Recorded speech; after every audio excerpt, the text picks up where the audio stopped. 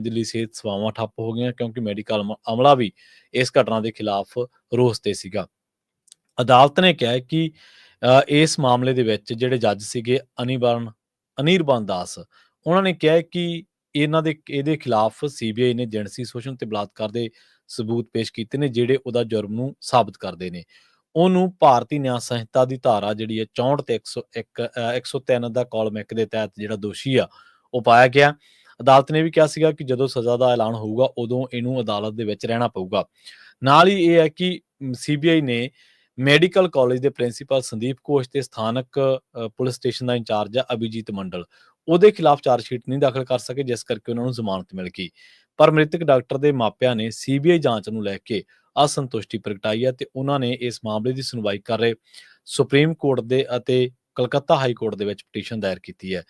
ਇਸ ਪਟੀਸ਼ਨ ਦੇ ਵਿੱਚ ਉਹਨਾਂ ਨੇ ਕਿਹਾ ਕਿ ਸਿਆਲਦਾਹ ਦੀ ਜਿਹੜੀ ਵਿਸ਼ੇਸ਼ ਅਦਾਲਤ ਨੂੰ ਇਸ ਮਾਮਲੇ ਦੇ ਵਿੱਚ ਸਜ਼ਾ ਸੁਣਾਉਣ ਤੋਂ ਰੋਕਿਆ ਜਾਵੇ ਅਤੇ ਪੂਰੇ ਮਾਮਲੇ ਦੀ ਨਵੇਂ ਸਿਰੋਂ ਜਾਂਚ ਕੀਤੀ ਜਾਵੇ।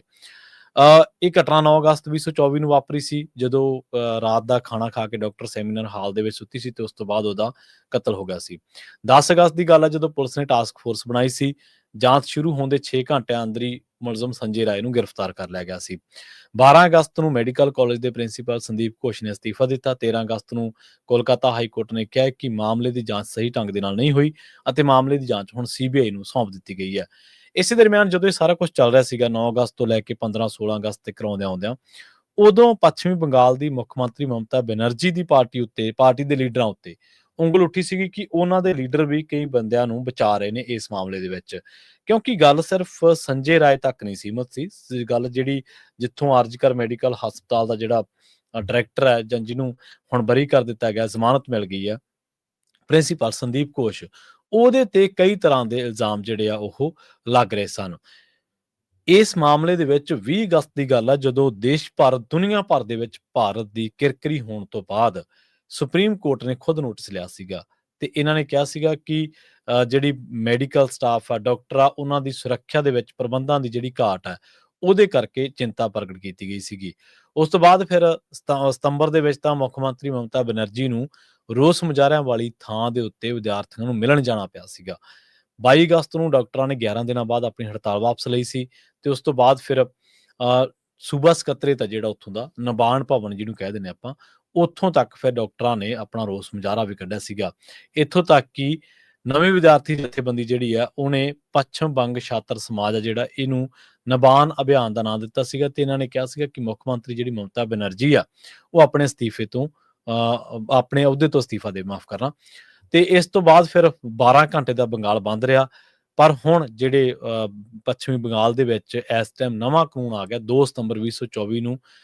ਇਹ ਕਿਹਾ ਗਿਆ ਹੈ ਕਿ ਜਦੋਂ ਵੀ ਕੋਈ ਹਸਪਤਾਲ ਆ ਉਹਦੇ ਵਿੱਚ ਬਾਡੀਗਾਰਡ ਜਿਹੜੇ ਨੇ ਉਹ ਸ਼ਾਮਲ ਹੋਣਗੇ ਤੇ ਇਸ ਤੋਂ ਇਲਾਵਾ ਇਹ ਵੀ ਕਿਹਾ ਗਿਆ ਕਿ ਨਵਾਂ ਕੋਡ ਜਿਹੜਾ ਜਿਹਨੂੰ ਸਰਬਸੰਮਤੀ ਦੇ ਨਾਲ ਪਾਸ ਕੀਤਾ ਕਿ ਘਟਨਾ ਦੇ 1 ਮਹੀਨੇ ਦੇ ਬਾਅਦ ਹੀ ਇਹਨਾਂ ਨੇ ਕਿਹਾ ਕਿ ਇਹਦੇ ਵਿੱਚ ਭਾਰਤੀ ਨਿਆਂ ਕੋਡ ਆ ਜਿਹੜਾ 2023 BNS ਤੇ ਭਾਰਤੀ ਸਿਵਲ ਸੁਰੱਖਿਆ ਕੋਡ ਜਿਹੜਾ 2023 ਹੈ BNS, ਉਹਦੇ ਵਿੱਚ ਇਹਨਾਂ ਨੇ ਫਿਰ ਸੋਧਾਂ ਕੀਤੀਆਂ ਤੇ ਉਸ ਤੋਂ ਬਾਅਦ ਕਿਹਾ ਕਿ ਹੁਣ ਜਿਹੜੀ ਪੱਛਮੀ ਬੰਗਾਲ ਦੀ ਮਮਤਾ ਬੈਨਰਜੀ ਆ ਉਹਨਾਂ ਨੇ ਫਿਰ ਇਹ ਗੱਲ ਕਹੀ ਕਿ ਅਸੀਂ ਬਹੁਤ ਦੁਖੀ ਹਾਂ ਤੇ ਸਾਨੂੰ ਪਤਾ ਕਿ ਲੋਕਾਂ ਦੇ ਵਿੱਚ ਇਸ ਮਾਮਲੇ ਨੂੰ ਲੈ ਕੇ ਕਿਸ ਦੌਰ ਦੀ ਜਿਹੜੀ ਹਿੰਸਾ ਜਾਂ ਕਿਸ ਕਦਰ ਦੀ ਜਿਹੜੀ ਉਹਨਾਂ ਦੇ ਮਨਾਂ ਦੇ ਵਿੱਚ ਵਲਵਲੇ ਉੱਠ ਰਹੇ ਨੇ।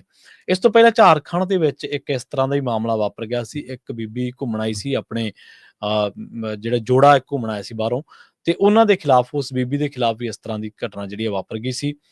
ਇਸ ਮਾਮਲੇ ਦੇ ਵਿੱਚ 123 ਗਵਾਹ ਸ਼ਾਮਲ ਕੀਤੇ ਗਏ ਸੀਗੇ, ਪਰ ਇਹਨਾਂ ਦੇ ਵਿੱਚੋਂ ਜਿਹੜੇ 50 ਲੋਕਾਂ ਦੀ ਗਵਾਹੀ ਜਿਹੜੀ ਆ ਉਹ ਹੋ ਸਕੀ ਹੈ। ਸੋ ਖੈਰ ਹੁਣ ਦੇਖਦੇ ਹਾਂ ਕਿ ਅਗਲੇ ਸਿਆਲਦਾਹ ਜਿਹੜੀ ਅਦਾਲਤ ਦਾ ਇਹ ਫੈਸਲਾ ਹੈ ਉਹ ਕੋਈ ਹੋਰ ਅਦਾਲਤ ਕਿਤੇ ਪਲਟ ਦੀ ਤਾਂ ਨਹੀਂ, ਜਾਂ ਇਸ ਮਾਮਲੇ ਦੇ ਵਿੱਚ ਅੱਗੇ ਕੀ ਹੁੰਦਾ। ਪਰ ਹਾਂ, ਇਹਨੇ ਜ਼ਰਜ਼ਰੇ ਹੋ ਚੁੱਕੇ ਭਾਰਤ ਦੇ ਜਿਹੜਾ ਸੁਰੱਖਿਆ ਸਿਸਟਮ ਆ, ਇਹਨੇ ਜ਼ਰਜ਼ਰੇ ਹੋ ਚੁੱਕੇ ਭਾਰਤ ਦੇ ਵਿੱਚ ਜਿਹੜੇ ਔਰਤਾਂ ਦੀ ਜਿਹੜੇ ਹੱਕ ਹਕੂਕ ਨੇ ਉਹਨਾਂ ਜ਼ਰੂਰ ਉਜਾਗਰ ਕੀਤਾ। ਭਾਰਤ ਦੀ ਜਿਹੜੀ ਇਸ ਟਾਈਮ ਪਾਰਲੀਮੈਂਟ ਆ, ਜਿੱਥੇ ਲੋਕ ਬਹਿੰਦੇ ਨੇ, ਜਿਹਦਾ ਕੰਮ ਹੀ ਲੋਕਾਂ ਨੂੰ ਅਸਲ ਦੇ ਵਿੱਚ ਨਿਆਂ ਦੇਣਾ, ਦੀ ਹਿੰਦੂ ਦੀ ਇੱਕ ਰਿਪੋਰਟ ਦੇ ਮੁਤਾਬਕ 1994 MPs ਨੇ ਜਿਨ੍ਹਾਂ ਦੇ ਖਿਲਾਫ 860 ਸੀਰੀਅਸ ਚਾਰਜ ਪੈਂਡਿੰਗ ਪਏ ਨੇ। ਇਸੇ ਤਰ੍ਹਾਂ ਦੀ ਵਾਇਰ ਦੀ ਇੱਕ ਰਿਪੋਰਟ ਆ ਜਿਹੜੀ ਕਿ ਅਗਸਤ 2024 ਨੂੰ ਛਪੀ ਸੀ, ਬੜੀ ਡਿਟੇਲਡ ਰਿਪੋਰਟ ਆ। ਉਹਨਾਂ ਨੇ ਕਿਹਾ ਕਿ 151 MPs MLA ਨੇ ਜਿਹੜੇ ਇਸ ਟਾਈਮ ਔਰਤਾਂ ਦੇ ਵਿਰੁੱਧ ਕ੍ਰਾਈਮ ਅਗੇਂਸਟ ਵੂਮੈਨ ਔਰਤਾਂ ਦੇ ਵਿਰੁੱਧ ਜਿਹੜੇ ਕ੍ਰਾਈਮ ਹੈ, ਜ਼ੁਲਮ ਆ, ਉਹਦਾ ਸਾਹਮਣਾ ਕਰ ਰਹੇ ਨੇ। ਉਹਨਾਂ ਦੇ ਉੱਤੇ ਚਾਰਜਸ ਲੱਗੇ ਨੇ, ਦੋਸ਼ ਲੱਗੇ ਨੇ। ਬਥੇਰੇ ਇਹੋ ਜਿਹੇ ਹੋਣਗੇ ਜਿਹੜੇ ਇਹਨਾਂ ਦੇ ਮਾਮਲਿਆਂ ਦੇ ਵਿੱਚ ਕਨਵਿਕਟਡ ਕਰਾਰ ਹੋ ਗਏ ਹੋਣਗੇ। ਇਹਨਾਂ ਦੇ ਵਿੱਚ ਨਾ ਸਿਰਫ ਭਾਜਪਾ ਬਲਕਿ ਕਾਂਗਰਸ ਜਾਂ ਹੋਰ ਪਾਰਟੀਆਂ ਦੇ ਬੰਦੇ ਵੀ ਹੋਣਗੇ।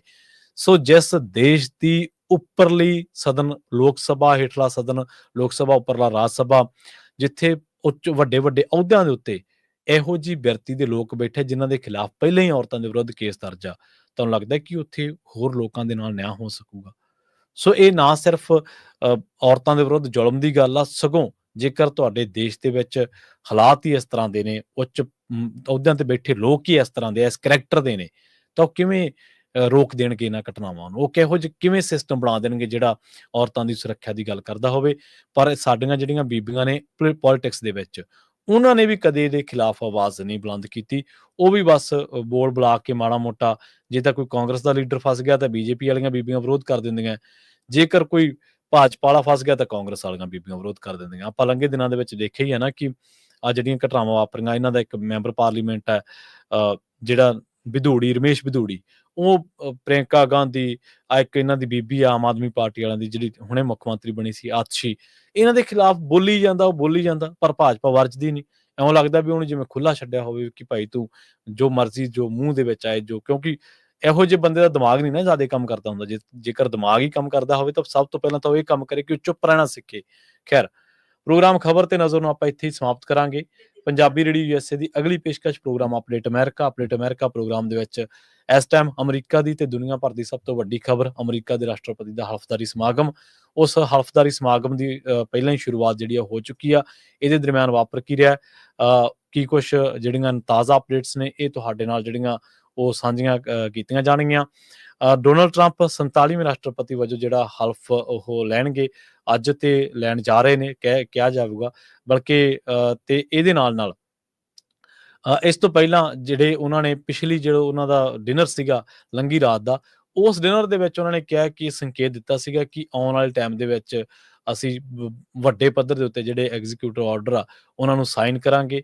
ਇਹਦੇ ਵਿੱਚ ਉਹ ਇਮੀਗ੍ਰੇਸ਼ਨ ਤੋਂ ਲੈ ਕੇ, ਬਾਰਡਰ ਨੂੰ ਲੈ ਕੇ, ਫੈਡਰਲ ਵਰਕ ਫੋਰਸ ਦੇ ਨਾਲ ਜੁੜੀਆਂ ਜਿਹੜੀਆਂ ਗੱਲਾਂ ਨੇ ਕਿ ਰਿਮੋਟ ਵਰਕ ਪਾਲਿਸੀਜ਼ ਨੂੰ ਹਟਾ ਸਕਦੇ ਨੇ, ਜੈਂਡਰ ਤੇ ਡਾਇਵਰਸਿਟੀ ਦੇ ਨਾਲ ਜੁੜੇ ਕੁਝ ਮਾਮਲੇ ਨੇ ਜਿਹਦੇ ਵਿੱਚ ਪ੍ਰੋਟੈਕਸ਼ਨ ਜਿਹੜੀ ਉਹ ਰਿਮੂਵ ਕੀਤੀ ਜਾ ਸਕਦੀ ਹੈ ਟਰਾਂਸਜੈਂਡਰ ਪੀਪਲ ਦੇ ਲਈ ਫੈਡਰਲ ਪ੍ਰਿਜ਼ਨ ਦੇ ਵਿੱਚ, ਟੈਰਿਫ ਤੇ ਟ੍ਰੇਡ ਦੇ ਉੱਤੇ ਖਾਸ ਤੌਰ ਤੇ ਨਜ਼ਰਾਂ ਨੇ ਕਿਉਂਕਿ ਉਹ ਪਹਿਲਾਂ ਇਸ ਬਾਰੇ ਬਹੁਤ ਬਿਆਨ ਦੇ ਚੁੱਕੇ ਨੇ, ਐਨਰਜੀ ਤੇ ਐਨਵਾਇਰਨਮੈਂਟ ਬਾਰੇ, ਕਿਉਂਕਿ ਪਿਛਲੀ ਵਾਰੀ ਜਦੋਂ ਉਹਨਾਂ ਨੇ ਅਹੁਦਾ ਸੰਭਾਲਿਆ ਸੀ ਤਾਂ ਉਹ ਦੁਨੀਆ ਭਰ ਦੇ ਵਿੱਚ ਉਹਨਾਂ ਨੇ ਕਿਹਾ ਸੀਗਾ ਕਿ ਅਸੀਂ ਪੈਸਾ ਕਿਉਂ ਦੇਈਏ এনवायरमेंट ਦੇ ਲਈ।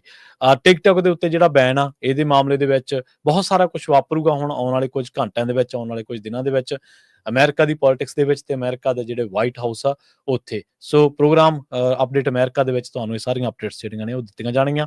ਜੁੜੇ ਰਹੋ ਪੰਜਾਬੀ ਰੇਡੀਓ ਇਸੇ ਦੇ ਨਾਲ। ਬਹੁਤ ਬਹੁਤ ਧੰਨਵਾਦ। ਸਤਿ ਸ਼੍ਰੀ ਅਕਾਲ।